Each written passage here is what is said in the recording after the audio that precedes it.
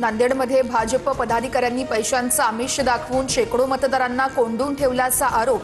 आमदार राजेश पवार यांचे फोटो असलेल्या गाडीतून पदाधिकारी पळून गेल्याचीही माहिती. तर राजेश पवार यांनी मात्र आरोप फेटाळले. नांदेडमध्ये मंदिरातही 100 महिलांना नजरकैदेत ठेवल्याचा प्रकार. 4000 रुपये मिळणार म्हणून कब्बशी चिन्ह असलेल्या लोकांनी डांबून ठेवलं. महिलांचा गंभीर आरोप.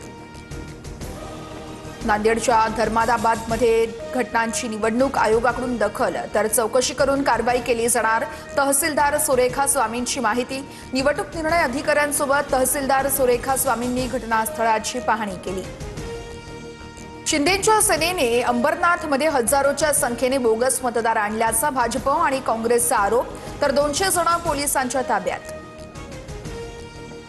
अंबरनाथमध्ये भाजपकडून पैसे वाटप सुरू असल्याचा शिंदेंच्या शिवसेनेचा आरोप. तर आरोपानंतर परिसरात काही काळ तणावाचं वातावरण. कार्यकर्त्यांना पांगवण्यासाठी पोलिसांचा सौम्य लाठीचार्ज. अहिल्यानगरच्या कोपरगावमध्ये मतदान केंद्रावर गोंधळ. भाजप आणि राष्ट्रवादीच्या उमेदवारांमध्ये बाचाबाची. पोलिसांनी हस्तक्षेप करत दोन्ही गटांना मतदान केंद्रापासून दूर नेलं. एप्स्टीन फाईलमध्ये 3 लाख कागदपत्र अमेरिकेच्या न्याय विभागाकडून प्रसिद्ध. बिल क्लिंटन तसेच मायकल जॅक्सनसह ख्रिस टकर आणि ब्रिटिश राजकुमार अँड्र्यू सारख्या प्रमुख व्यक्तींच्या फोटोंचा यामध्ये समावेश. सेक्स स्कॅन्डलमधील आरोपी एप्स्टीन आणि पंतप्रधान मोदींचं नातं काय? एप्स्टीनच्या सांगण्यावरून मोदी अमेरिकन अधिकाऱ्याला भेटायला तयार कसे झाले? पृथ्वीराज चव्हाण यांचा सवाल.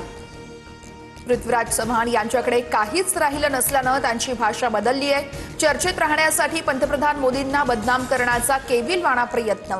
शिंदेंचा पृथ्वीराज चव्हाण यांच्यावर पलटवार. पाकिस्तानचा माजी पंतप्रधान इम्रान खानसह पत्नीलाही 17 वर्षांची शिक्षा. तोशाखाना प्रकरणात मोठी कारवाई.